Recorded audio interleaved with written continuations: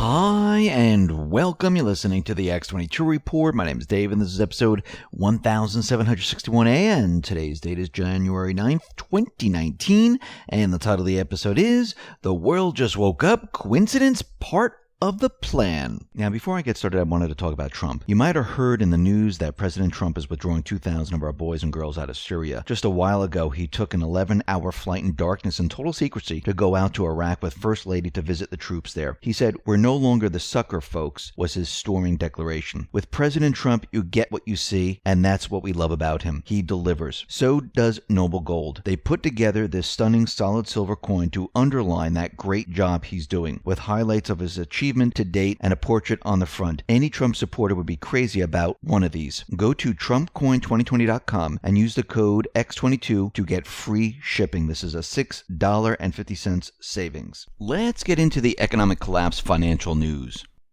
Now, we knew the entire plan rests on the fact that certain people are going to be arrested. There are many indictments. Everything's being put into place. And then there's the central bank. And there's not much talk about the central bank and the Fed and all of it, the Rothschild. We had a couple posts with Q pointing this out. And what's very interesting is that in France with the yellow vests, where this awakening is happening and it's spreading around the country, something else is about to happen. And this has nothing to do with fuel tax or anything like that. And we'll be talking about that a little bit later in this report. But first, I want to go to the BREXIT here with Theresa May. And it looks like there are problems here. Now, she is trying to get this deal passed. Remember, this is a central bank deal. This is nothing that the people want. And she's having problems. Now, we know she's called for a vote. Will they vote on this and say this is the plan? Most likely not. And they're trying to block May any way they possibly can. Now, what has happened here, there was a Grieve Amendment which was opposed by May's government. This amendment would effectively prevent May from running out the clock to Brexit Day, which was believed to be her primary tactic for coercing MPs to supporting her deal. And it looks like they're trying to stop her at every turn. And will they be able to do this? Who knows? But we could see right now the people, they're trying to tell her, and she doesn't care because she's already made the deal with the central bank, and the central bank is saying there are no other deals. They only care about themselves. They don't care about what the people want. And this is completely evident when you look at France and you look at many of the other countries. And we'll have to see as we tick down to that day, the 15th of January, we'll have to see how this all plays out. And we'll have to see if she's able to get this passed, which at this point, I don't believe they will, unless they blackmail certain individuals to get this through. Because right now, from the voting, we can see that they're always, this last amendment, it was 308 votes in favor and 297 against. So they already have the votes to stop her. I don't even think she's going to have the votes to get this through. Now, here in the United States, we understand that people are living on credit. And we need to remember how the central bank system actually works here. When the central bank system began in the 70s, when I'm talking about going off the gold standard, I'm not talking about 1913. When we officially went off the gold standard and they started to create currency like crazy. Back then, people were still able to use cash to purchase things. But as the value of that paper currency, that central bank note, continually declines, the central bankers have to rely on what's called credit because they know their paper debt notes, they don't hold value anymore. And you need more and more of these debt notes to purchase things. This is why over a very long period of time, and if we go prior to 1970, you can see how people back then, there were no such thing as credit cards. People, if they wanted something, they just used cash. Yes, in certain times they would need credit, but most of the people, they would use cash. They would use coins because they had value. Once the central bankers took hold of the system, the currency lost value very, very quickly, and they had to turn to something called credit. And all of a sudden, in the 70s, moving into the 80s, you saw credit open up. It wasn't like it was, like this was a miracle. This is something they had planned for. They needed it because as the value of the dollar declines, credit becomes more and more available because they have to offset what is happening in the economy. Think about it today, right now. To purchase anything, and I'm talking about the big ticket items, I'm already starting to see the smaller type of items. They're saying you can finance it now, which is just completely unbelievable. But you need to take a loan out to purchase a home, a car, furniture, a washer, dryer, because what's happening with most people is that as the value of the dollar declines, loses its value, it takes more of those dollars to pay for the same item. And the only way people can afford it is to use credit. Salaries have not been keeping up with the declining dollar. I'm talking the value of the dollar. So as it continually loses its value, your wages are pretty much staying the same or declining, and maybe some instances moving up a little bit to try to keep up with inflation. But that's not enough. It's not enough, so people have to resort to credit. And what are we seeing right now? We are seeing right now that there has been a surge in consumer credit. More and more people need to use credit to get by every single day. And the Fed has reported that in November, the surge of consumer credit continued, rising by 22 billion above the 17.5 billion expected. Now, when we look at this, the surge in borrowing right now in November brought the total up to 3.979 trillion. This is an all-time new high. And when you look at automobiles, you look at student loans, you see the same exact thing. People, to go to college, they have to take out loans. To purchase a car, you have to take out loans. In the past, many people were able to purchase their cars with cash. Today, it's completely impossible. Even if you are buying an inexpensive car, it's very difficult for people to purchase that car with cash because the value of the dollar has decreased so much. The system that we're in, the central bank system, is coming to an end.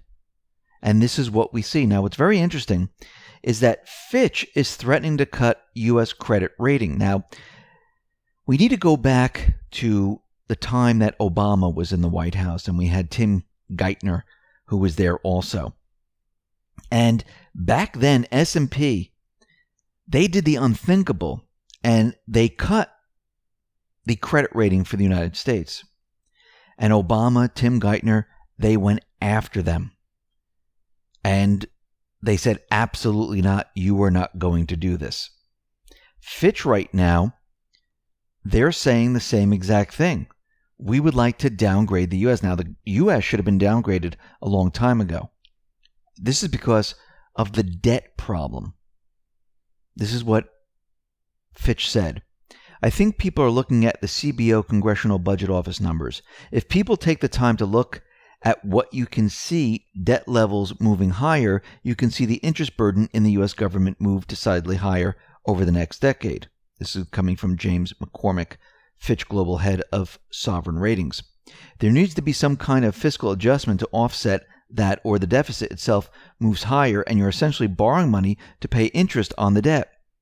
So there's a meaningful fiscal deterioration there going on in the United States. Now, this just didn't happen today.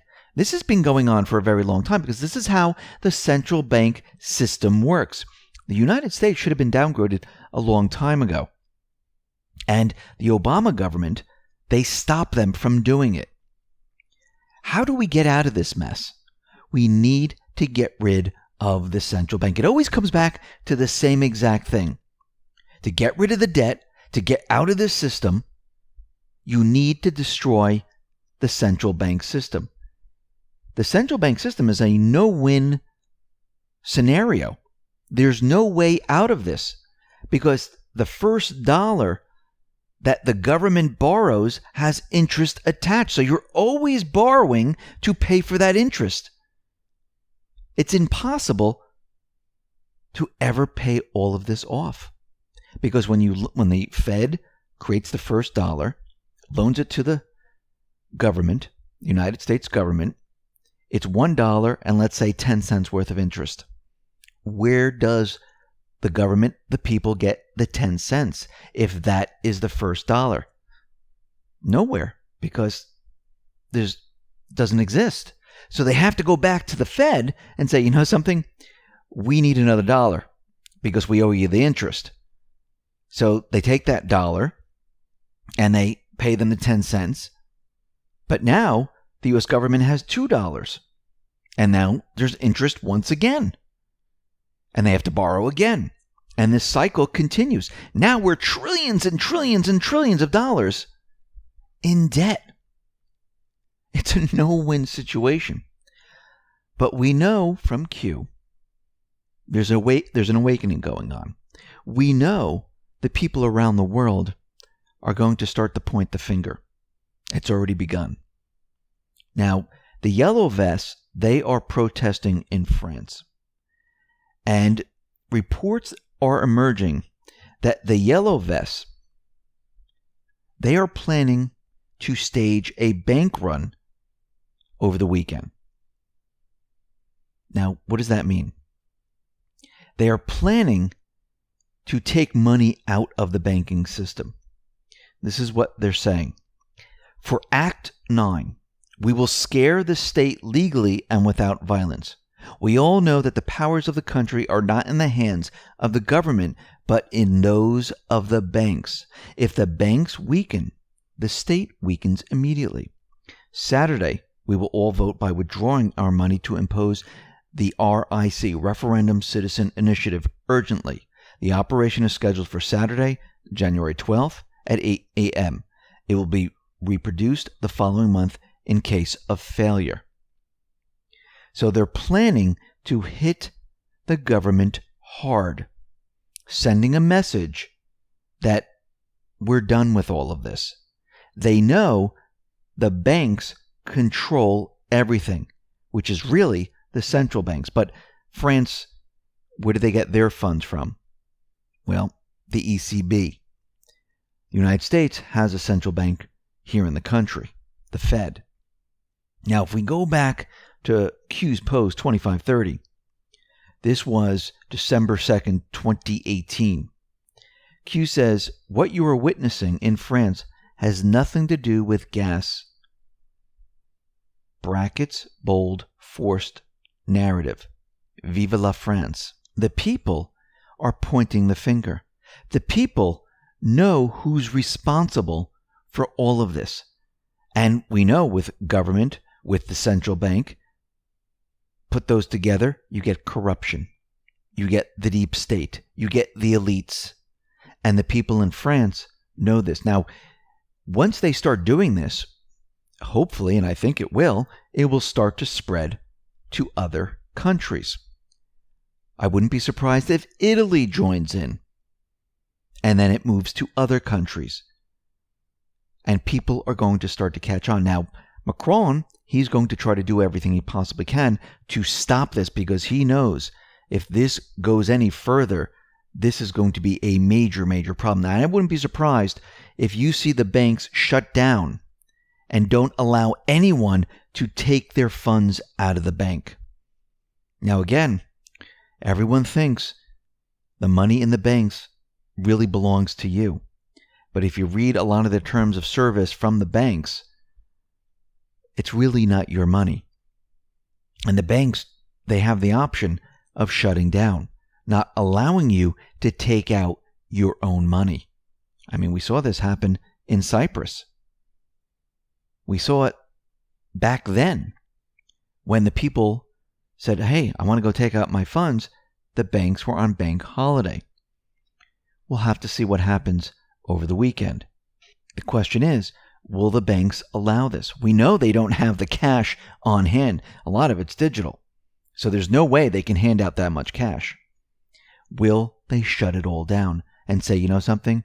We just put limits. You only can take out 50 or 100, whatever their limit's going to be. It has begun. People are pointing the finger at the banks. That's the real problem. The central banks. That's the real problem. This is going to spread. And before you know it, there's going to be a movement.